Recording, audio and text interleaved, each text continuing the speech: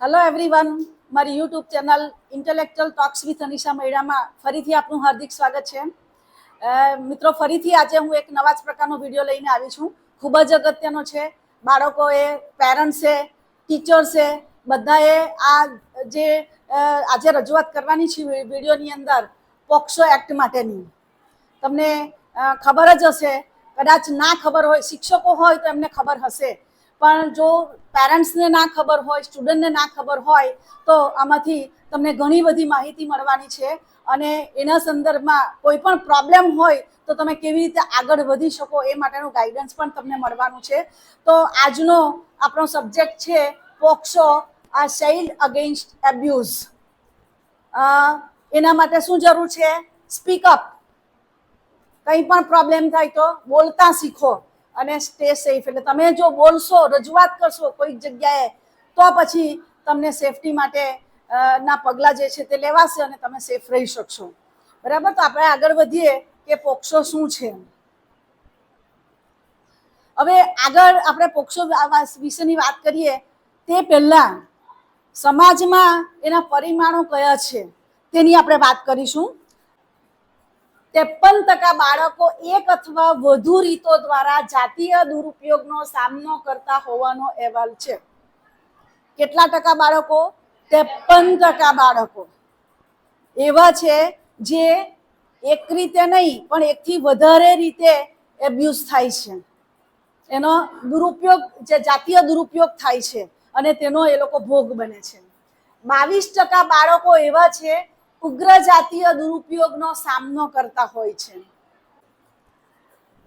બરાબર? ઉગ્ર જાતીય દુરુપયોગ, તો ઉગ્ર શબ્દ એટલા માટે છે કે સરકારી કર્મચારીઓ હોય, પછી તે કોઈ પણ હોય, શિક્ષક હોય કે અન્ય કોઈ સરકારી સંસ્થામાં કામ કરતા હોય, બરાબર, પોલીસ ખાતાવાળા હોય, મોટા અધિકારીઓ હોય, તો આવા બધા દ્વારા જો આવું જાતીય દુરુપયોગ થતો હોય બાળકો પ્રત્યે, તો ત્યારે તેને ઉગ્ર જાતીય દુરુપયોગ કહેવામાં આવે. તો એવા કેટલા બાળકો છે? 22% બાળકો છે. 51% બાળકો જાતીય દુરુપયોગનો ભોગ બન્યા હોવા છતાં તેની નોંધ લેવાતી નથી. એટલે કેટલી ગંભીર બાબત છે કે બાળકો પ્રત્યે જાતીય દુરુપયોગનો ભોગ બને છે એ લોકો, પણ એની નોંધ નથી લેવાતી. કેમ નોંધ નથી લેવાતી? એટલે ક્યાં તો એની જાણ નથી થતી અથવા તો સ્ટ્રોંગલી એના પાછળ આપણે ન્યાય મેળવવા માટે કામ નથી કરતા. એટલે આવા કેટલા બાળકો છે? 51% બાળકો એવા છે. બરાબર? 50% બાળકોનો જે જાતીય દુરુપયોગ થાય છે તેમાં પરિચિત વ્યક્તિઓ દ્વારા થાય છે. પરિચિત વ્યક્તિઓ એટલે કાકા, મામા, ફોઈ, આજુબાજુ વાળા, મોહલ્લાના, શેરીના, આવા બધા જાણીતા વ્યક્તિઓ દ્વારા આવી રીતે દુરુપયોગ થાય છે. બરાબર? કે એવા વ્યક્તિઓ છે કે જેના પર આપણે વિશ્વાસ મૂકી શકીએ અને જવાબદારી પણ મૂકી શકીએ. તો જેના પર વિશ્વાસ રાખીને જવાબદારી રાખીએ, એ જવાબદાર વ્યક્તિ છે એવું માનીને આપણે ચાલીએ છીએ, તે વ્યક્તિઓ દ્વારા પણ આવી રીતે ચાઇલ્ડ સેક્સ એબ્યુઝ થાય છે. બરાબર? કેટલા ટકા બાળકોમાં એવું થાય છે? 50% બાળકો એવા છે. 5 થી 12 વર્ષની વય જૂથના બાળકો દરેક રીતના જાતીય દુરુપયોગના સૌથી ઉચ્ચ સ્તરમાં આવતા હોય છે. કોઈ પણ પ્રકારના જાતીય દુરુપયોગ કેવા પ્રકારના હોય તે આના પછી હું તમને સમજાવું છું. બરાબર છે? તો એમાં સૌથી ભોગ વધારે કોણ બને છે? 5 થી 12 વર્ષના બાળકો. બરાબર છે? અને 70% એવા છે કે જેઓ રિપોર્ટ નથી કરતા. એબ્યુઝ થતું હોય બાળક તો એ લોકો રિપોર્ટ નથી કરતા. દાખલા તરીકે ઘરની અંદર હોય, આપણે ત્યાં પણ એવા કિસ્સા ગયા વર્ષે હતા. એક દીકરી હતી, 12મા જ હતી, અત્યારે નથી. એના ફુવા એને એબ્યુઝ કરતા હતા. બરાબર? પણ એની મમ્મી દબાવતી હતી કે સમાજમાં ખરાબ દેખાશે, તારો જ વાંક દેખાશે, એટલે આપણે કોઈને રજૂઆત નથી કરવી. આવી બધી ચાલતું હોય છે. એવા કેટલા બાળકો છે? 70% બાળકો છે. એટલે આવા બધા ગંભીર પરિણામો આપણી સમક્ષ છે. બરાબર છે? અને આવા પરિણામો જે છે તેની સામે આપણે લડવું હોય તો પોક્સો એક્ટ આપણા માટે પ્રોટેક્શન માટેનો એક્ટ છે. અને એ એક્ટ તમારે જાણવો ખૂબ જરૂરી છે.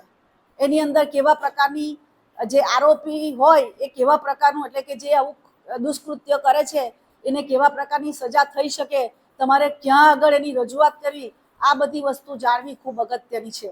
બરાબર છે. તો હવે આપણે પોક્સો એક્ટ તરફ જઈએ. પોક્સો એક્ટ એટલે protection of children from sexual offences act.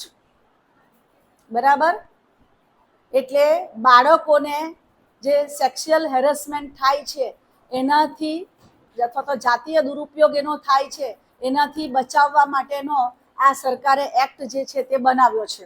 બરાબર, ક્યારે બનાવ્યો છે? તો ભારત સરકારે એ બનાવેલો છે શેની સામે? જાતીય સતામણી સામે બાળકોને કાનૂની સુરક્ષા મળી રહે.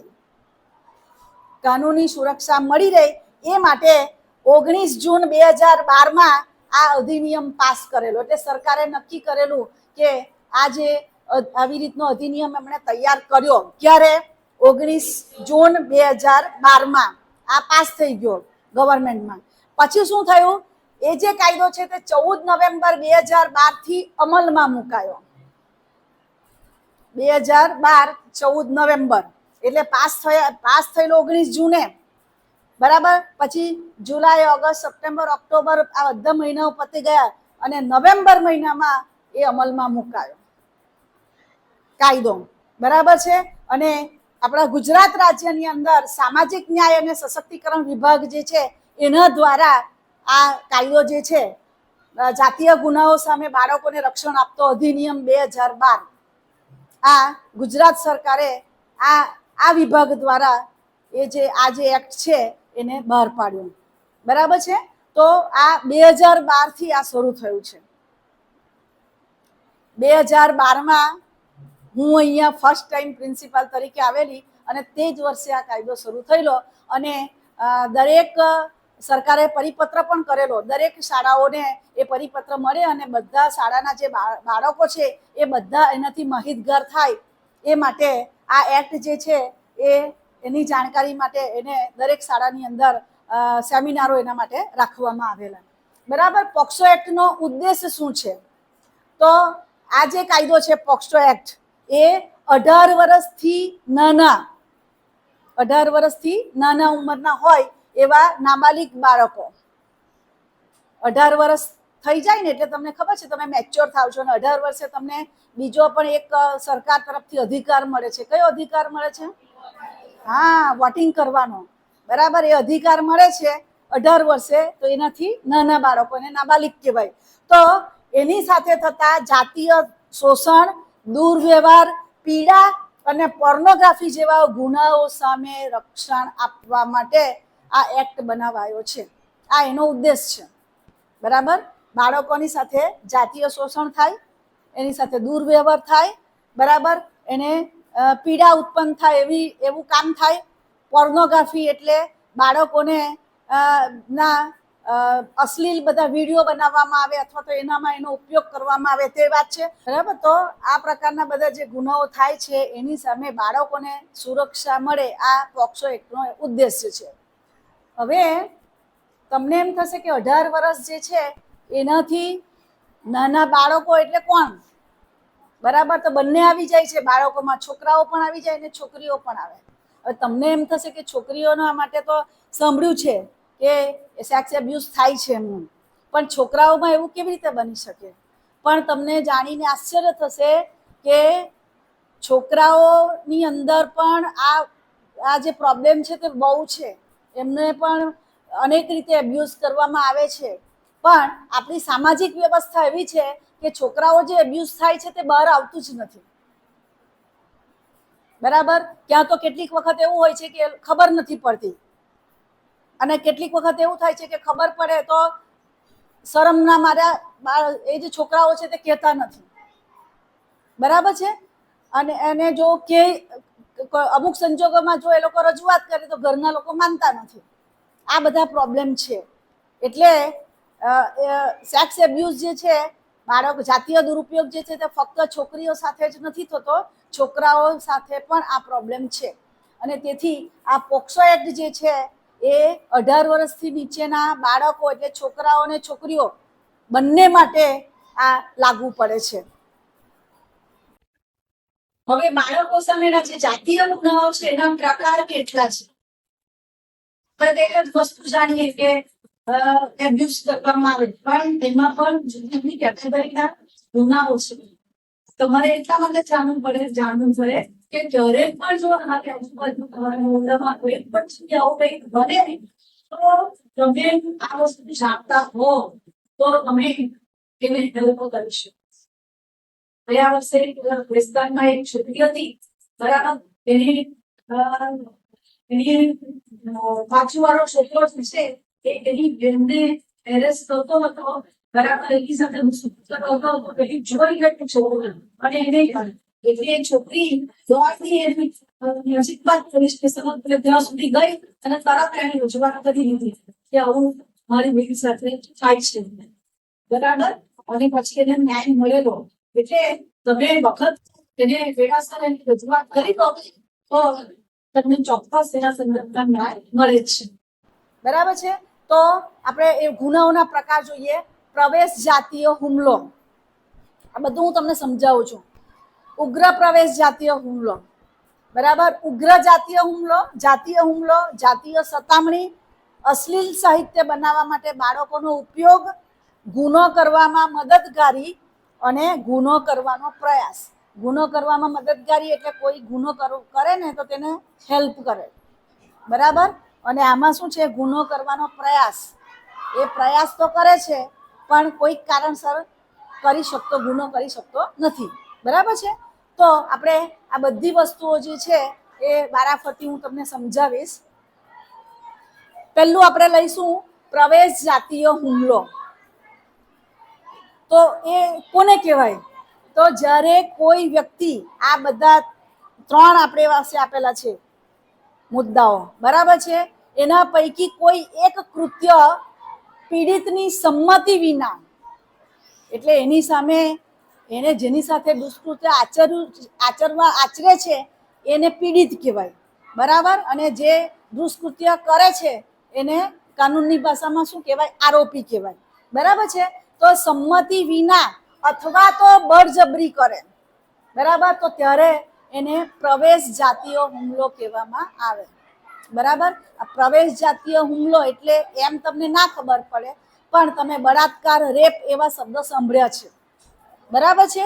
તો આ એ પ્રકારનો છે, વન ટાઈપ ઓફ રેપ, બળાત્કાર, બરાબર. એમાં જાતીય અંગનું પ્રવેશ એટલે પીડિતના યોનિ, મળમાર્ગ કે મૂત્રમાર્ગમાં જાતીય અંગનો પ્રવેશ કરવો, બરાબર.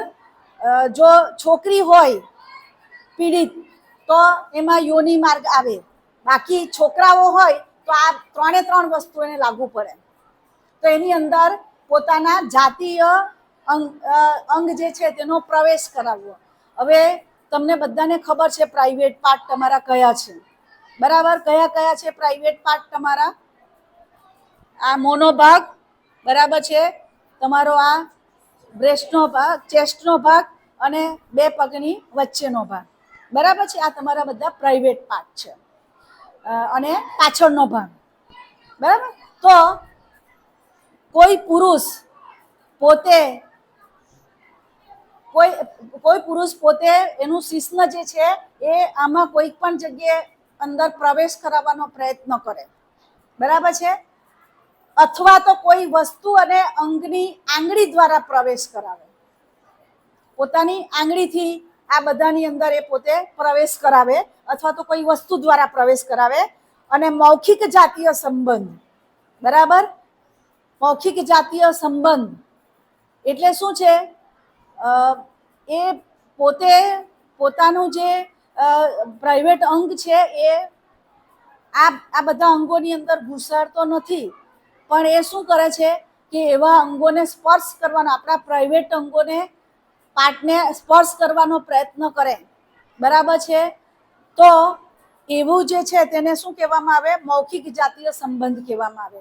તો આવા દુષ્કૃત્ય જો કરે, આ જાતીય હુમલો કહેવાય એને, બરાબર છે. કેવો કહેવાય? પ્રવેશ જાતીય હુમલો, બરાબર છે. એના પોતાના અંગો અથવા તો બીજી કોઈ વસ્તુ એ પ્રવેશ કરાવવાનો પ્રયત્ન કરે છે એટલે એને પ્રવેશ જાતીય હુમલો કહેવામાં આવે, બરાબર છે. આગળ આપણે જોઈએ કે આવો પ્રવેશ જાતીય હુમલો કરનાર આરોપી હોય તો તેને સજા કેવી થાય છે. બરાબર. તો પ્રવેશ જાતીય હુમલો કરનાર જે છે એને કારાવાસની સજા થાય છે. કેવી? સમયગાળો 7 વર્ષથી ઓછો ન હોય, એટલે મિનિમમ 7 વર્ષ એટલી તો જેલની સજા થાય જ, પણ એનાથી વધુ પણ થઈ શકે. કેટલીક વખત એવું થાય છે કે એને આજીવન કારાવાસની સજા થાય છે. બરાબર, ત્યાં સુધી એ સજાને વિસ્તારી શકાય. એટલે સરકારે ખૂબ જ ગંભીરતાથી આ નિર્ણય લીધો છે અને તેની સાથે દંડને પણ પાત્ર થાય છે. એટલે એને દંડ પણ કરવામાં આવે છે, અમુક રૂપિયાનો દંડ થાય. બરાબર છે. તો આ પ્રવેશ જાતીય હુમલો જે છે એના એ કોને કહેવાય, એનો દંડ, બરાબર, તમને ખ્યાલ આવી ગયો બધાને?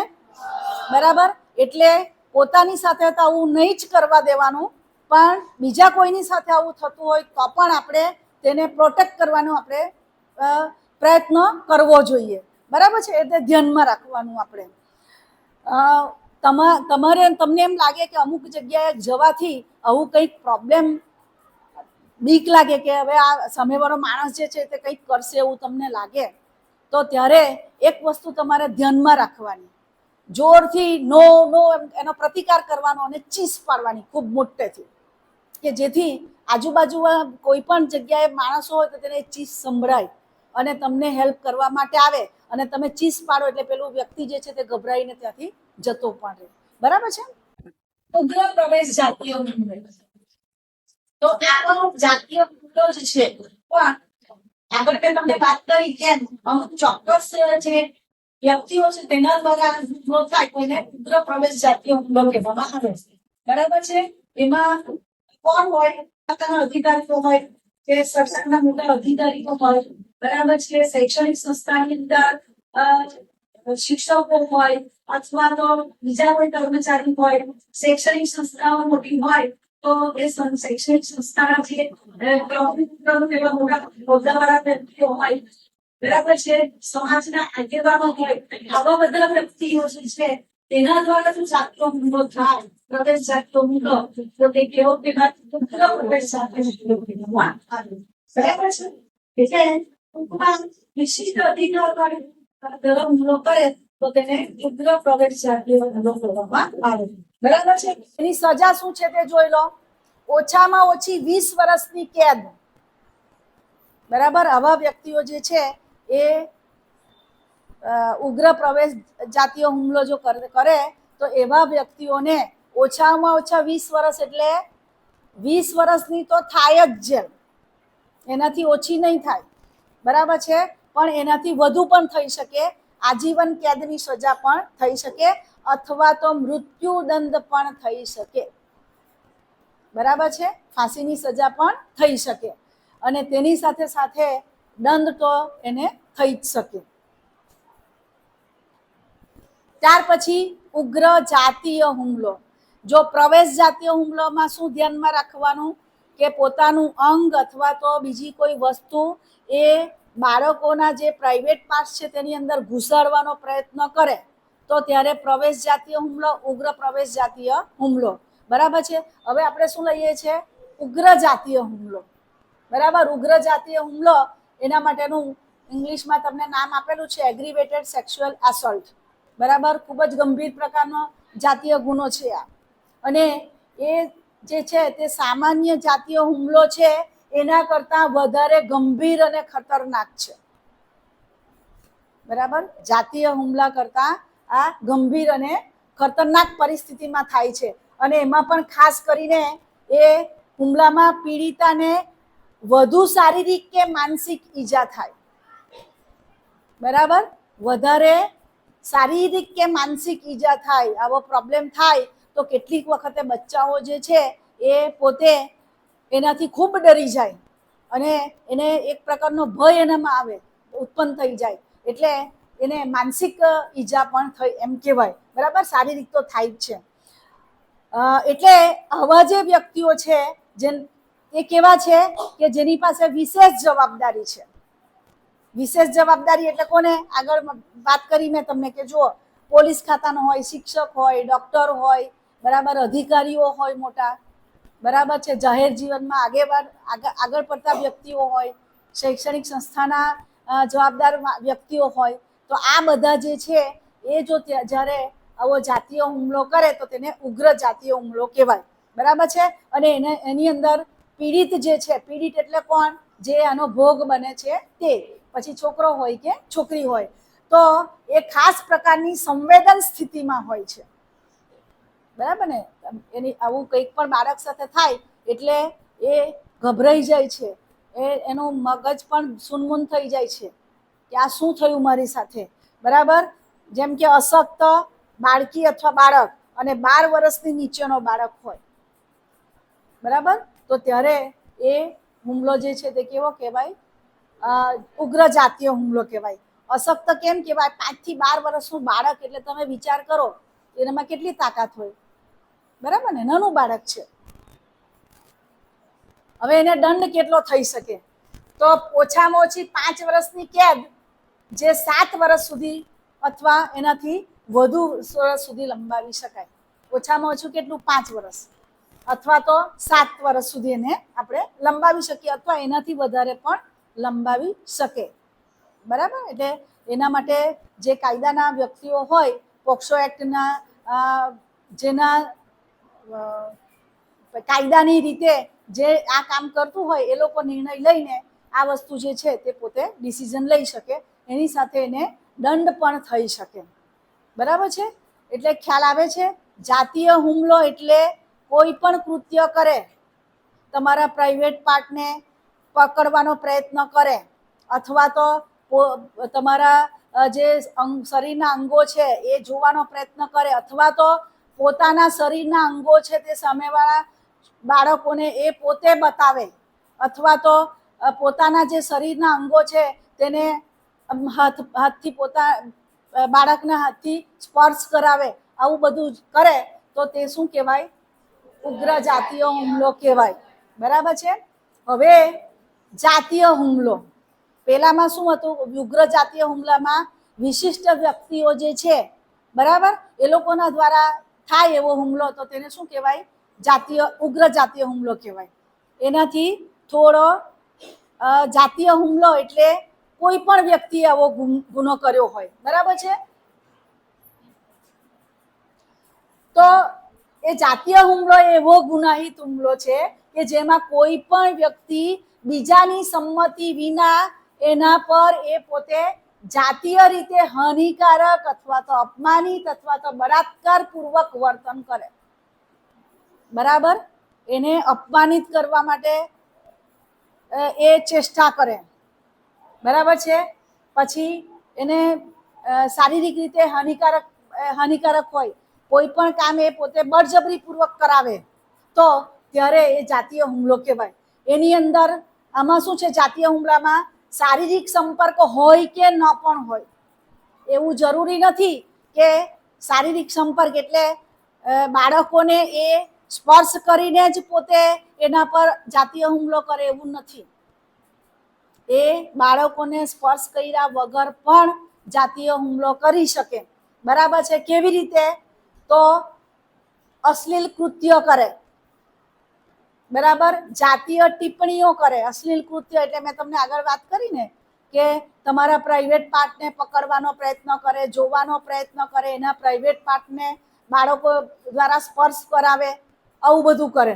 બરાબર છે. પછી બાળકો પર ગંદી ગંદી ટિપ્પણી કરે, એટલે માનસિક રીતે બાળક જે છે એ હલી જાય, ગંદી ભાષા બોલે એની આગળ. બરાબર. પછી મૌખિક, લિખિત કે દ્રશ્ય માધ્યમ દ્વારા એને સતાવવું. બરાબર છે. સોશિયલ મીડિયામાં આવું જ થાય છે ને. સોશિયલ મીડિયામાં જે થાય છે તે આવો આ પ્રકારનો એને જાતીય હુમલો પણ કહેવાય. તમે આવા કિસ્સાઓ સાંભળ્યા હશે. બરાબર. તમારે ફેસબુક પર અથવા તો ઇન્સ્ટાગ્રામ પર ફ્રેન્ડશિપ થાય અને પછી એવી રીતે તમારું માઇન્ડ ડાયવર્ટ કરે કે એ જે કે એ તમને એમ કે હવે તમારા જે છે તે કપડાં ઉતારીને મને એનો વિડીયો તું ઉતારીને બતાવ. બરાબર છે. તું આમ કર, તેમ કર, અથવા તો વિડીયો લઈને એને, અત્યારે તો આપણી બહુ બધી ટેકનિકો છે એટલે એ વિડીયોનું અલગ જ સ્વરૂપ આપે અને પછી તમને ધમકાવે બરાબર. તમે એવા ઇમોશનલ થઈ જાઓ એટલે આવું આવું કરે તમે, એ લોકો એ કહે સામેથી કે આ તું નિર્વસ્ત્ર થઈ જા, નગ્ન થઈ જા ને મને બતાવ. એ સામેથી શું કરતો હોય છે, એનો વિડીયો પણ ઉતારી લેતો હોય છે, અને પછી એ શું કરે છે, તમને બોલાવે કે આ જગ્યાએ આવ, નહીં તો પેલો તારો વિડીયો હું વાયરલ કરી દઈશ. એટલે તમે ગભરાઈ જાઓ. આવું નહીં કરવાનું, આવું નહીં કરવાનું. તમે આવું કોઈ પણ સામેથી તમને આવી રીતે કહે ને એટલે તમારે તરત જ તમારા મગજમાં સ્ટ્રાઇક થવી જોઈએ કે આના મગજમાં અથવા આના મનમાં કંઈક ને કંઈક ખોટ છે, એટલા માટે આવું કરવા કહે છે. આપણે નાના બાળકો હોય એટલે એ લોકોને બહુ ખબર નહીં પડે, પણ આના માટે આપણે સજાગ રહેવાનું. બરાબર છે. ઘણીક વાર એવું બને કે તમને ચોકલેટો આપે, નવી નવી ગિફ્ટ લઈને આપે, અને પછી તમને એ રીતે પોતાના તરફ આકર્ષે અને પછી એનું એ હેરેસમેન્ટનું કામ ચાલુ કરે. તો આ બધી વસ્તુઓ જે છે તે આપણે સંભાળવાનું છે અને એની અંદર નથી પડવાનું આપણે. બરાબર. 18 વર્ષ સુધીના બાળકો એટલે નેચરલી જાતીય આકર્ષણ થાય. બરાબર. છોકરાને છોકરીનું આકર્ષણ થાય, છોકરીને છોકરાઓનું આકર્ષણ થાય, પણ એ ભલે નોર્મલ વસ્તુ છે, પણ આપણે એનાથી દૂર રહેવાનું કે જેથી આ બધી બાબતો છે એનાથી આપણે સેફ રહી શકીએ. બરાબર છે. એટલે જાતીય હુમલો એવો છે કે જે આપણે સ્પર્શ કર્યા વગર પણ બાળકોને આપણે હુમલો કરી શકે એવા વ્યક્તિઓ. બરાબર છે. અને એમાં એવું માનવાની જરૂર નથી કે 18 વર્ષથી નીચેના જે છોકરા છોકરીઓ છે તે જ એકબીજાને હેરેસ કરે, એવું માનવાની જરૂર નથી. કોઈ પણ ઉંમરનો વ્યક્તિ જે છે તે બાળકને હેરેસ કરી શકે. બરાબર છે. પણ અહીંયા એક વસ્તુ ધ્યાનમાં રાખજો, જાતીય હુમલો જે છે એ રેપ નથી. બરાબર. જાતીય હુમલો એ પોતે રેપ નથી. એટલે આ વસ્તુ ધ્યાનમાં રાખજો. રેપ ક્યારે કહેવાય? પ્રવેશ જાતીય હુમલો અથવા તો ઉગ્ર પ્રવેશ જાતીય હુમલો હોય કરે તો તેવા સંજોગોમાં એને શું કહેવાય છે? રેપ કહેવાય છે, બળાત્કાર કહેવાય છે. બરાબર છે. તો આ જે વસ્તુ છે તે ખાસ તમે ધ્યાનમાં રાખજો. તમે કોઈને ગંદી ભાષાનો ઉપયોગ કરીને વાત કરો ને તે પણ એક પ્રકારનો જાતીય હુમલો જ કહેવાય. બરાબર છે. એટલે આપણે હંમેશા સભ્ય ભાષામાં વાત કરતા શીખવું જોઈએ. હવે એના માટે દંડ શું છે? તો ઓછામાં ઓછી 3 વર્ષની કેદ જાતીય હુમલા માટે, જે 5 વર્ષ સુધી અથવા વધુ વર્ષ સુધી લંબાવી શકાય, અને સાથે દંડ પણ થઈ શકે. બરાબર છે. એટલે આ બધું તમે જાણો અને એના આધારે તમે કોઈકને મદદ કરી શકો કે પોક્સો એક્ટ આવો છે એટલે એનાથી આવું પ્રોટેક્શન આપણને મળે છે. પણ શા માટે આપણે એવું કરવા થાય એ ત્યાં સુધી બેસી રહીએ? આપણે હંમેશા કોઈ પણ આવું કૃત્ય થાય તો તેનો વિરોધ કરતા શીખો. બરાબર છે. તમને એમ લાગે કે અમુક જગ્યાએ જવાથી ત્યાં આગળ પ્રોબ્લેમ થાય એવું છે તો તે જગ્યાએ જવું જ નહીં. એકલાએ તો ક્યારેય નહીં જવું. મમ્મી તમને જવા જ પડે તો તમારા મમ્મી પપ્પા સાથે જાઓ, મોટા ભાઈ બહેન સાથે જાઓ. બરાબર છે. કે જેથી સામેવાળો માણસ કંઈક વિચારતો હોય તો પણ એને આપણે ફેલ કરી શકીએ. બરાબર છે. એ ખાસ ધ્યાનમાં રાખશો. અને એવું કંઈક પ્રોબ્લેમ થાય તો તમને ખબર છે તમે પોલીસને તાત્કાલિક ફોન કરી શકો. કયા નંબર પર પોલીસને ફોન કરવાનો? 100 નંબર પર. બરાબર ને. એટલે તરત જ પોલીસ તમારી ત્યાં આગળ સુરક્ષા માટે હાજર થઈ જાય છે. હવે અશ્લીલ સાહિત્ય બનાવવા માટે બાળકોનો ઉપયોગ. વચ્ચે ન્યૂઝ આવેલા તે ખબર છે ને, એક હિરોઈનના હસબન્ડ જે હતા તે આમાં સંડોવાયેલા હતા ને એ બધું. આપણે એ નામમાં નથી પડવું. બરાબર છે. તો આવું પણ થાય છે કે બાળકોના નગ્ન અથવા તો અશ્લીલ ફોટા પાડે, એના વિડીયો બનાવે. બરાબર. અને એના અશ્લીલ દ્રશ્યો પણ બનાવે. આવું પણ બને છે. બીજું, બાળક અથવા બાળકી જે છે તેની ચાઇલ્ડ પોર્નોગ્રાફી માટે એને મજબૂર કરે છે. કોઈક ને કોઈક રીતે એને બહેલાવી ફોસલાવીને લઈ જાય ને પછી એને મજબૂરીથી આ કામ કરાવે. બરાબર. બાળકો પાસે અશ્લીલ રીતે અભિનય કરાવે, જે આપણને જોવા નહીં ગમે તેને અશ્લીલ કહેવાય, ગંદુ. બરાબર છે. પછી બાળકોના ફોટા વિડીયો એ જે છે તે ઇન્ટરનેટ અથવા મોબાઈલમાં શેર કરે. બરાબર, આવા કિસ્સાઓ બી તમે ઘણા બધા સાંભળ્યા છે. ઇન્સ્ટાગ્રામ પર આવી રીતે મુકાય છે, ફેસબુક પર ઘણી વાર આવું થાય છે. બરાબર છે, તમે વોટ્સએપ વાપરતા હોય તો વોટ્સએપના માધ્યમથી પણ આવું થાય છે. આપણી પાસે તો સોશિયલ મીડિયાના બહુ બધા પ્રકારો છે. એટલે મારો કહેવાનો મતલબ એ કે બધી જ વસ્તુઓ જે અત્યારે આપણી પાસે ઘણી બધી આપણા ઉપયોગમાં આવે એવી ઘણી બધી વસ્તુઓ છે, અને હવે તો એઆઈ પણ આવ્યું છે. પણ એનો ઉપયોગ આપણે શેમાં કરવાનો છે? પોઝિટિવ વસ્તુઓ માટે કરવાનો છે. બરાબર, પોઝિટિવ વસ્તુઓ માટે એનો ઉપયોગ કરીશું તો આપણા માટે ખૂબ લાભદાયક છે. પણ તમે આવી બધી નેગેટિવ વસ્તુઓ માટે એનો ઉપયોગ કરશો તો તમે ક્યાંય ખાઈમાં ધકેલાઈ જશો, તમને ખબર જ નહીં પડશે.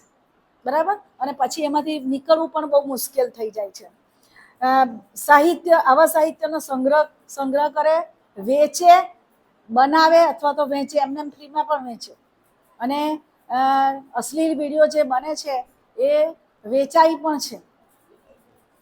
બરાબર છે, આપણે સભ્ય સમાજમાં એનો ઉપયોગ નથી થતો, પણ ક્યારેક આવું બધું પણ બનવાની શક્યતા રહેલી છે. એટલે આવા અશ્લીલ સાહિત્ય બનાવવા માટે બાળકોનો ઉપયોગ થાય તો તે પણ પોક્સો એક્ટ અંદર જ આવે.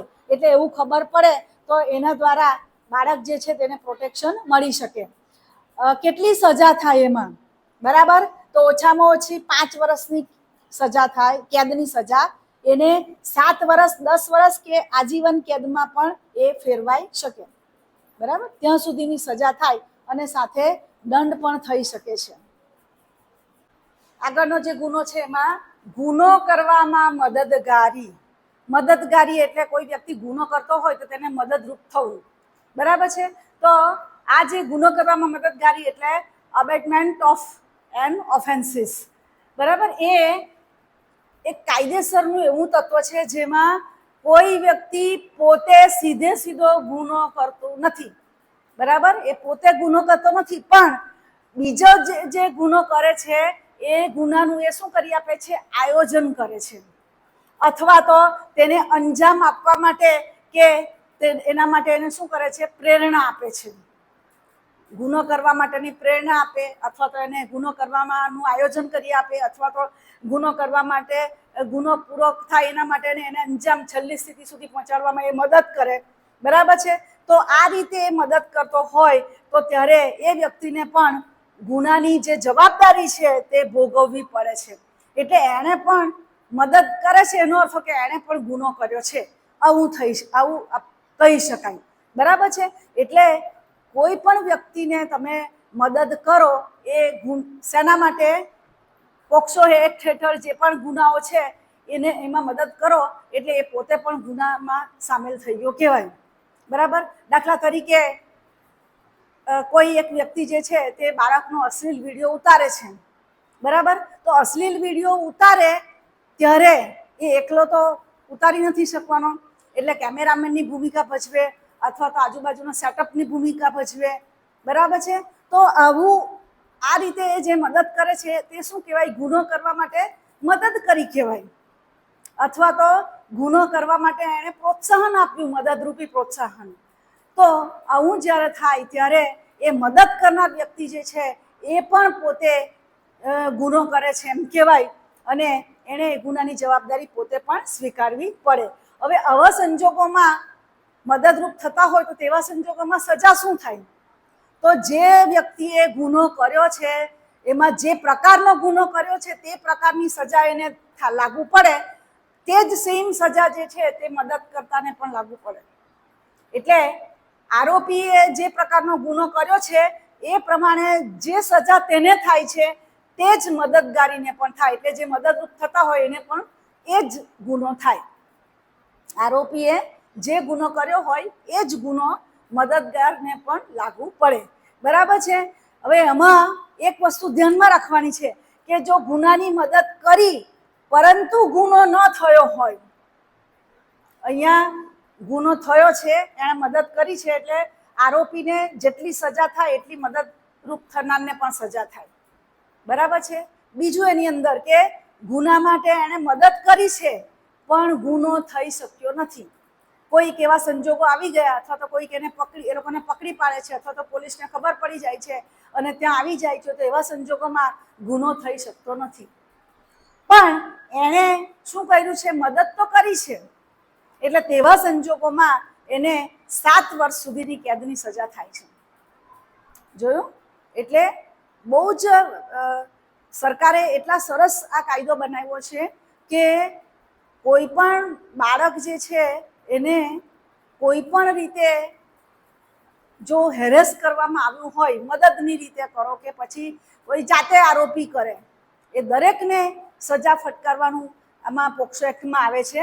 એટલે મદદ કરી હોય પણ ગુનો બન્યો નથી તો પણ 7 વર્ષ સુધીની કેદની સજા તો થાય છે અને સાથે સાથે દંડ પણ એને થઈ શકે છે. હવે આગળ આપણે જોઈએ ગુનો કરવાનો પ્રયાસ. પેલામાં ગુનો કરવા માટે મદદ કરેલી હતી, આમાં ગુનો કરવાનો પ્રયાસ કરે છે, કર્યો નથી પણ એ ગુનો કરવાની કોશિશ કરે છે. બરાબર છે? તો એ પણ શું છે, કાયદેસર એવી વાત છે કે જેમાં કોઈ પણ વ્યક્તિ ગુનાની શરૂઆત કરે છે પણ કોઈક કારણસર ગુનો જે છે એ થઈ શકતો નથી. બરાબર છે? તો તેવા સંજોગોમાં પણ અહીંયા ગુનો સંપૂર્ણ નથી એમ કહેવાય.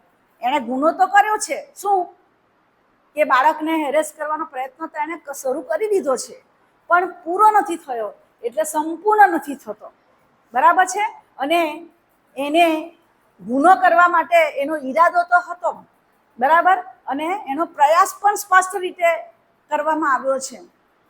એટલે એની અંદર જો ગુનાનો ઈરાદો કર્યો હોય તો કરવાને લઈને એનો સ્પષ્ટ ઈરાદો છે એમ આપણે એના પરથી ફલિત થાય કે એનો ઈરાદો જે છે તે સ્પષ્ટ હતો ગુનો કરવા માટેનો. બરાબર?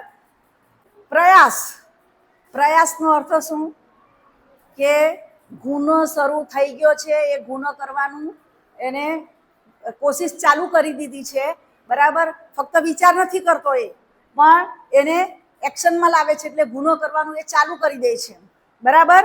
પછી ગુનો પૂરો ન થાય એટલે કોઈક કારણસર એણે જે ગુનો કરવાનું શરૂ કરેલું છે, પ્રયાસ ચાલુ કરેલો છે, તે આખો ગુનો થતો નથી, વચ્ચેથી અટકી જાય છે.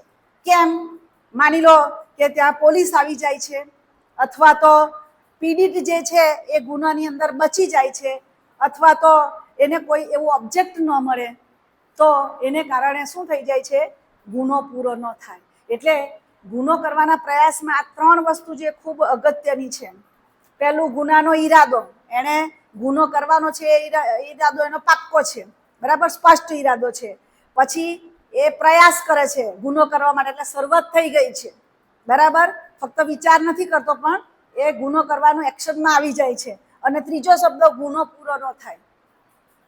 બરાબર? પૂરું નહીં થાય એટલે એને ગુનાની શરૂઆત તો કરી દીધી છે પણ કોઈક કારણસર એ ગુનો અટકી જાય છે. એટલે આ 3 બહુ અગત્યના શબ્દો છે. તો આવું જ્યારે કરે ત્યારે આવી પરિસ્થિતિમાં એને ગુનો કરવાનો પ્રયાસ કર્યો કહેવાય. બરાબર? એટલે ગુનો કરવાનો પ્રયાસ કર્યો છે તો એવા સંજોગોમાં એને કેવી સજા મળી શકે? બરાબર? કોને? આરોપીને કેવી સજા મળી શકે? તો મૂળ ગુનાની સજાની અડધી સુધી એની કેદ થાય. એણે જે પ્રકારનો ગુનો કર્યો હોય તેનાથી અડધી સુધીની કેદ થાય.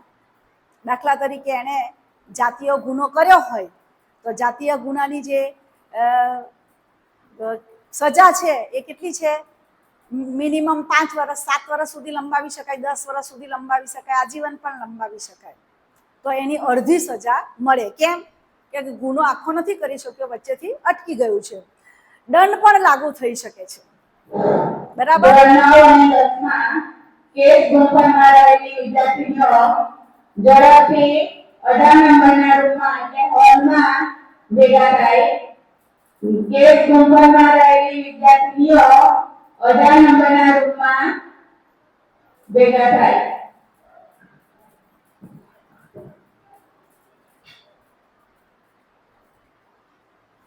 હવે ગુનો કરવાનો પ્રયાસ કરે છે તો ત્યારે આરોપીને કેવા પ્રકારની સજા મળે છે?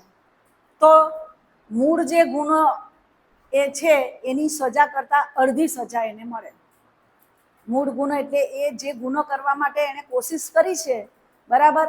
દાખલા તરીકે જાતીય સતામણી એ કરે છે, તો જાતીય સતામણી નો જે ગુનો છે એની અંદર એને જે સજા થાય છે એ મિનિમમ 3 વર્ષની થાય છે કે તેનાથી પછી આગળ વધી શકે. તો એનાથી અડધી સજા જે છે તે આમાં થાય છે. શેમાં? ગુના કરવાના પ્રયાસમાં, બરાબર. દંડ પણ લાગુ થઈ શકે છે અને અમુક સંજોગોમાં આ બંને વસ્તુ થઈ શકે. એટલે કેદ પણ થઈ શકે અને દંડ પણ થઈ શકે.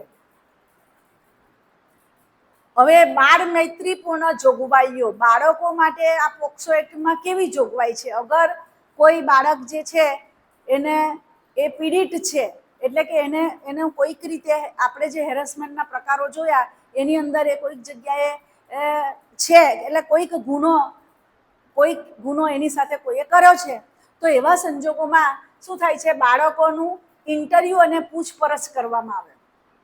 બાળકને એને એક પ્રકારનું ઇન્ટરવ્યુ એટલે કે પૂછપરછ એને કરવામાં આવે કે ભાઈ શું, કેવી રીતે થયું, કોણ હતું, ક્યાં તકલીફ થઈ, શારીરિક તકલીફ થઈ, આ તે બધી વસ્તુઓ જે છે તે પૂછપરછ કરવામાં આવે.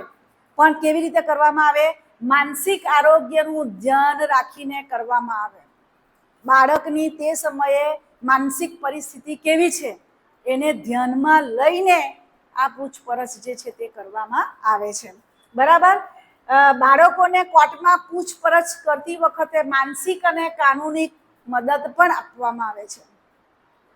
એટલે આવા સમયે શું છે કે બાળકને જેના સાથે કમ્ફર્ટેબલ ફીલ કરે, દાખલા તરીકે એને મમ્મી સાથે, પપ્પા સાથે વધારે કમ્ફર્ટેબલ હોય તો એ લોકોને સાથે હાજર રાખે અને એમની હાજરીમાં એની સાથે પૂછપરછ કરવામાં આવે, બરાબર છે. સ્પેશિયલ કોર્ટ પણ બનાવવામાં આવે છે જે ખાસ પોક્સો કેસો માટે હોય છે. આવી પણ સ્પેશિયલ કોર્ટ પણ ત્યારે બનાવવામાં આવે, બરાબર. અને સ્પેશિયલ કોર્ટની અંદર ફક્ત આવા પોક્સોના જે કેસો છે એના માટે જ એ હોય છે. તો આ રીતે બાળકો જે છે આનો ભોગ બન્યા હોય કોઈ પણ પ્રકારના ગુનાનો, તો એ બાળકની શારીરિક માનસિક પરિસ્થિતિ જોઈને, એ કોની સાથે કમ્ફર્ટેબલ છે તે જોઈને વ્યવસ્થિત રીતે એને મદદ કરવામાં આવે. હવે રિપોર્ટિંગ. કોઈ પણ બાળક સાથે કોઈ પણ પ્રકારનો ગુનો થયો હોય તો રિપોર્ટિંગ કરવું ખૂબ અગત્યનું છે, કારણ કે રિપોર્ટિંગ ન કરો તો એની સાથે એવા પ્રકારનો ગુનો થયો છે એમ કોઈને ખબર જ ના પડે. એટલે આવું જો ક્યારેક થાય તો રિપોર્ટિંગ હંમેશા કરવું, બરાબર છે. જાતીય હુમલો થાય એટલે કે પોક્સોનો ગુનો આપણે જે અત્યારે બધા વર્ણવી ગયા તે કોઈ પણ રીતે એનું જાતીય શોષણ થાય તો તેવા સંજોગોમાં જે પીડિત છે એટલે કે બાળક જે છે, બરાબર, એના માટે ફટાફટ અને સુરક્ષિત રીતે રિપોર્ટિંગ કરવું ખૂબ મહત્વનું છે. એટલે નજીકના જે પોલીસ સ્ટેશનમાં છે ત્યાં જઈને પણ તાત્કાલિકપણે રિપોર્ટ લખાવી શકાય, ગુનો નોંધાવી શકાય, બરાબર, ફરિયાદ કરી શકાય ત્યાં આગળ. જો તમે આવી રીતે રિપોર્ટિંગ કરશો, ફરિયાદ નોંધાવશો તો જ ખબર પડશે કે આ બાળક સાથે આવું શોષણ થયું છે અને તો જ જે આરોપી છે તેની સામે એક્શન લેવાશે. તમે રિપોર્ટિંગ જ નહીં કરો તો પછી આગળ જે છે એની કોઈ પ્રક્રિયા થશે જ નહીં.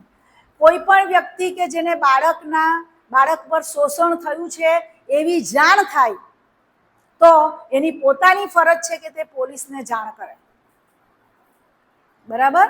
કોઈ પણ વ્યક્તિને એવું ખબર પડે કે આ બાળક પર જાતીય શોષણ થયું છે અથવા તેના પ્રત્યે દુષ્કર્મ થયું છે તો એને પોલીસને જાણ કરવી ફરજિયાત છે એના માટે, બરાબર છે.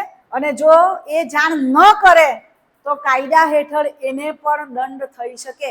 પાછળથી એવું ખબર પડે કે આ વ્યક્તિને ખબર હતી એમ, તો ત્યારે એને ખબર હતી તો એને શા માટે પોલીસમાં ફરિયાદ ન કરી એમ એ રીતે એને પણ દંડ થઈ શકે, બરાબર છે. એટલે આપણને પણ એવી કોઈક જગ્યાએ જાણ થાય કે કોઈક બાળક પ્રત્યે આવું બાળક સાથે દુષ્કર્મ થયું છે, એનું જાતીય શોષણ થયું છે, આપણને ખબર પડે છે, તો આપણી ભારતના નાગરિક તરીકે આપણી ફરજ છે કે આપણે એની જાણ પોલીસમાં કરવી જોઈએ. ન કરીએ તો આપણે પણ ગુનામાં આવીએ, બરાબર. અને નજીકના પોલીસ સ્ટેશનમાં જઈને FIR નોંધાવવી જોઈએ. શું કરવાનું? FIR નોંધાવવાની.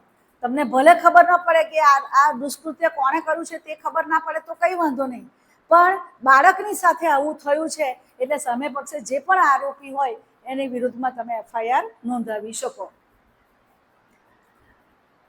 હવે આપણી પાસે ચાઇલ્ડ હેલ્પલાઇન નંબર પણ છે 1098, જે 24/7 કાર્યરત છે અને ટોલ ફ્રી છે. એટલે તમે પોલીસ સ્ટેશનમાં અગર નહીં જઈ શકતા હો અથવા તો પોલીસ સ્ટેશન નજીક નથી તો તેવા સંજોગોમાં આના પર તમે ફોન કરીને જાણ કરી શકો છો આ હેલ્પલાઇન નંબર પર. કોઈ પણ વ્યક્તિ કે જે પીડિત, એના માતા પિતા, એના પડોશી કે એના શિક્ષક, બરાબર, એને એ પણ પોતે કોલ કરી શકે છે. આ કોલ કરવાનો તો જેની સાથે દુષ્કર્મ થયું છે એ જો પોતે એની માનસિક સ્થિતિ જો એવી હોય કે કોલ કરી શકે તો એ જાતે પણ કરી શકે, એના માતા પિતા પણ કરી શકે, એના પાડોશના લોકો પણ કરી શકે, બાળકના શિક્ષક હોય તો તે પણ ફોન કરી શકે. શેના પર? 1098 પર. એટલે આ મિત્રો બહુ યાદ રાખજો આ નંબર 1098, બરાબર. બાળકના પ્રત્યે કોઈ પણ પ્રકારનું જાતીય શોષણ થયું હોય તો ત્યારે આના પર તાત્કાલિક ફોન કરી દેવો, બરાબર. તો શું થશે? તરત જ બાળકને સુરક્ષિત સ્થાન પોલીસ અને કાયદાકીય સહાય પૂરી પાડશે. સુરક્ષિત સ્થાન એટલે જ્યાં આગળ બાળકને સુરક્ષિત અનુભવ થાય, સુરક્ષાનો, ત્યાં આગળ એને લઈ જવામાં આવે, બરાબર. સાથે સાથે પોલીસ અને કાયદાની એને હેલ્પ પણ મળી રહી છે. જો ઘણીવાર એવું થાય છે કે પોલીસ એને રિફર કરે છે કે એને હોસ્પિટલાઇઝ કરવાની જરૂર છે, અથવા તો પીડિતને પોતે સીધા પણ સિવિલ હોસ્પિટલમાં કે મેડિકલ હોસ્પિટલમાં એ પોતે જાતે પણ જઈ શકે, અથવા એના પેરેન્ટ્સ હોય કે એના રિલેટિવ્સ હોય તે પણ એને હોસ્પિટલમાં લઈ જઈ શકે, બરાબર. અને મેડિકલ તપાસ જ્યારે કરવાની આવે ત્યારે જે બાળક પીડિત છે એની સંમતિ લેવી ખૂબ અગત્યની છે. એની સંમતિ વગર એનું મેડિકલ ચેકઅપ થઈ શકતું નથી, બરાબર. એટલે આ બધી બાબતો છે મિત્રો ધ્યાનમાં રાખવાની છે. પોક્સો કેસમાં વિશેષ પ્રોટેક્શન, બરાબર. શું છે? પીડિતનું નામ, ઓળખ, આ બધું છુપાવવી કાયદેસર ફરજ છે. એટલે જોયું, આમાં શું થાય છે કે બધાને એ બહુ ડર હોય છે કે ત્યાં આગળ ફરિયાદ કરશું તો સમાજમાં ખબર પડી જશે અને સમાજમાં આપણી આબરૂ જશે, આવું બધું આપણે વિચારતા હોઈએ છીએ. પણ એવું નથી મિત્રો. પોક્સો એક્ટ હેઠળ તમે ફરિયાદ કરો છો તો ત્યારે કોણ પીડિત છે, એટલે કોના પ્રત્યે દુષ્કર્મ થયું છે તે, પછી એની ઓળખ, આ બધું શું થાય છે? છુપાવવામાં આવે છે. એ ક્યાં રહે છે, એના મમ્મી પપ્પા કોણ છે, આ બધી વસ્તુઓ જે છે તે છુપાવવામાં આવે. એનું નામ તો છુપાવવામાં આવે જ, પણ આ બધી વસ્તુઓ પણ એની સાથે છુપાવવામાં આવે છે. અને આ કાયદેસરની આ ફરજ છે, બરાબર. પોક્સો એક્ટ હેઠળ આ કાયદેસરની ફરજ છે કે આ બધું છુપાવવાનું હોય છે. પછી નિવેદન મહિલા અધિકારી કે કાઉન્સેલરની હાજરીમાં લેવાય છે. જ્યારે બાળક જે છે એ પોતે ખાસ કરીને ગર્લ્સ હોય તો ત્યારે મહિલા અધિકારી એની સાથે હોય છે, અથવા તો કાઉન્સેલર પણ હાજર હોય છે, અને તેની હાજરીમાં એનું નિવેદન લેવાય, સ્ટેટમેન્ટ એનું લેવાય, બરાબર છે. તો એવા હવે આવી જગ્યા જ્યારે કાઉન્સેલિંગ અથવા તો મહિલા અધિકારીની હાજરીમાં નિવેદન લેવાતું હોય ત્યારે પણ એને હોમલી એટમોસ્ફિયર મળી રહે એવી પરિસ્થિતિમાં આ વસ્તુ કરવામાં આવે. અને મહિલા અધિકારી કે કાઉન્સેલર જે હોય, દાખલા તરીકે મહિલા પોલીસ અધિકારી હોય તો એ પોલીસના વેશમાં નહીં હોય, એ સિવિલ ડ્રેસમાં હશે. એટલે પેલું બાળક જે છે એને પોલીસ હોય તો કદાચ ડરી શકે કે આવા પ્રોબ્લેમ થાય, તો એવું ન થાય એ માટે આ રીતની વ્યવસ્થા કરેલી હોય છે. અને કોર્ટમાં વિડીયો કોન્ફરન્સ અથવા તો ક્લોઝ રૂમ હિયરિંગ પણ શક્ય છે, બરાબર. કેટલીક વખત એવું થાય છે કે બાળકને કોઈ જગ્યાએ જતા ડરે છે અને એ બાળક જે છે તે ઘરમાંથી બહાર નીકળવા ન માંગતું હોય તો ત્યારે વિડીયો કોન્ફરન્સથી પણ એનો જવાબ લઈ શકાય, અથવા તો ક્લોઝ રૂમ હિયરિંગ, એટલે કોઈ એક રૂમ બંધ કરીને તેની અંદર એના રિલેટિવ્સ એટલે કે મમ્મી પપ્પા અથવા તો બીજા કોઈ અધર રિલેટિવ્સ હોય એની હાજરીમાં જે છે એની નિવેદન લેવામાં આવે. તો પોક્સો કેસ હેઠળ આટલી સરસ સુવિધા બાળક માટે કરવામાં આવે જેથી બાળક જે છે તે નિર્ભય રીતે પોતે પોતાનું નિવેદન આપી શકે. False complaints. મિત્રો, તમને એમ થશે કે આટલી બધી ગુનાઓમાં આપણે પોક્સો એક્ટ હેઠળ આટલી બધી સગવડો મળે છે, તો ચાલો ને આપણે આના પ્રત્યે કોઈકના પ્રત્યે તમને અણગમો હોય તો તેવા વ્યક્તિના માટે ફરિયાદ કરી દઈએ. એવું ક્યારેય નહીં કરશો, કારણ કે પાછળથી જો એ કમ્પ્લેઇન જે છે તે ખોટી નીકળે, તમે જે ફરિયાદ કરો છો તે જો ખોટી નીકળે, બરાબર, આરોપ લગાવ્યો છે કોઈ પણ વ્યક્તિ પર, તે જો ખોટો નીકળે તો તેના માટે પણ કાયદાની અંદર દંડની જોગવાઈ છે. એટલે આપણે ફરિયાદ કરીએ તો આપણને પણ દંડ થાય. ક્યારે? આપણે જે કમ્પ્લેઇન કરી છે તે ખોટી સાબિત થાય તો. બરાબર છે. બાળકની સુરક્ષા માટે નોંધાયેલ ફરિયાદને ગંભીરતાથી લેવામાં આવે છે. જ્યારે જે પણ બાળકના સંદર્ભમાં કમ્પ્લેઇન કરવામાં આવે તો તેવા સંજોગોમાં એ ફરિયાદ જે છે એ ખોટી નથી ને એ ચકાસવા માટે નોંધાયેલી જે ફરિયાદ છે એને ગંભીરતાથી લેવામાં આવે અને તેમાં બાળકની સુરક્ષાને ખાસ ધ્યાનમાં લેવામાં આવે છે. મિત્રો, બરાબર છે. તો આ રીતે પોક્સો એક્ટ હેઠળ કેવાના પ્રકારના જે ગુનાઓ છે તેના સંદર્ભમાં પોક્સો એક્ટ હેઠળ બાળકોને ન્યાય મળે છે એ તમામ બાબતો મેં તમને બતાવી છે. બરાબર. છતાં ફરીથી એકવાર કહી દઉં કે શક્ય હોય ત્યાં સુધી બાળકોને, પેરેન્ટ્સ અને ટીચર્સને પણ હું આ તકે એક અપીલ કરીશ કે બાળકોને એવી રીતે તમે મેન્ટલી તૈયાર કરો કે જેથી બાળક આવા જે ગુનાઓ થાય છે એનાથી એ બચી શકે. એમને સલાહ આપો કે કોઈ પણ વ્યક્તિ આવો તમને લાગે કે આ કંઈક શંકાસ્પદ માણસ છે તો એનાથી દૂર રહે. માતા પિતાને તરત જ એની જાણ કરે અથવા તો શિક્ષકને તરત જ એની જાણ કરે. એ રીતે એ લોકોને બાળકને એવી રીતે હેબિટ આપો કે જેથી એ તાત્કાલિક તમને આવું કંઈ પણ થાય તો એ કહી શકે. અને બાળક જો આવી રીતે પોતાની રીતે કહેતું થશે તો એવા સંજોગોમાં ઘણા બધા ગુનાઓ જે છે તે આપણે નિવારી શકીએ. બાળકને જે છે એ લોકોને તમે એનાથી સમજણ આપો કે પ્રાઇવેટ પાર્ટ જે છે એ પ્રાઇવેટ પાર્ટ કયા છે અને એ પાર્ટને કોઈ અડે તો ના પાડવાની, એવું કંઈક કરે તો જાણ કરવાની. કોઈ પોતાના પ્રાઇવેટ પાર્ટને પકડવા માટે કે બળજબરીથી પકડાવે તો એવા સંજોગોમાં પણ મમ્મી પપ્પાને અથવા શિક્ષકને એ તરત જાણ કરે. આ બધી વસ્તુઓ જે છે તેને સમજણ પાડવાની ખૂબ જરૂર છે. અને છતાં પણ આવો કંઈક અજાણ્યા જગ્યાએ જવું હોય તો કોઈનો પર વિશ્વાસ કર્યા વગર પોતાના જે મમ્મી પપ્પા કે ભાઈ બહેન છે એની સાથે જ એ જાય એવી હેબિટ એમને આપો કે જેથી એ અજાણ્યા જગ્યાએ ન જાય. બરાબર. કોઈક બાળકને લલચાવે કે તને આ ચોકલેટ આપીશ અથવા તો રમકડા લાવીને આપે અને એ બાળક લલચાઈ જાય ને એવા ત્રાહિત વ્યક્તિ સાથે બાળક ન જાય એ માટે પણ એને ઘરમાં આપણે સમજણ આપવી જોઈએ કે જેથી આવા જે ગુનાઓ થાય છે પોક્સો એક્ટ હેઠળના એ ગુનાઓ જે છે એ ગુનાઓ આપણા બાળકને એની સજા નહીં મળે, બાળક આપણું પીડિત બાળક નહીં બને એ માટે આ બધું કરવું આપણું ખૂબ જ અગત્યનું છે. આપણી ફરજ પર છે. આપણી બાળકોની સેફટી માટે એટલું કરવું પણ ખૂબ અગત્યનું છે. તો આ જે પોક્સો એક્ટ જે છે એ બાળકો માટે ખૂબ જ અગત્યનો છે.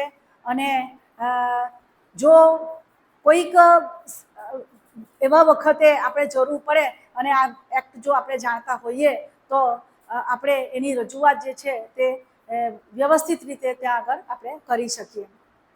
તો મિત્રો, ખૂબ સેન્સિટિવ બાબત હતી આ પોક્સો એક્ટ. અને મેં મારી પાસે જે સાહિત્ય હતું અને મને જે ઉપલબ્ધ સાહિત્ય મારી પાસે હતું તેમાંથી આ વિડીયો બનાવવાનો મેં કોશિશ કરી છે.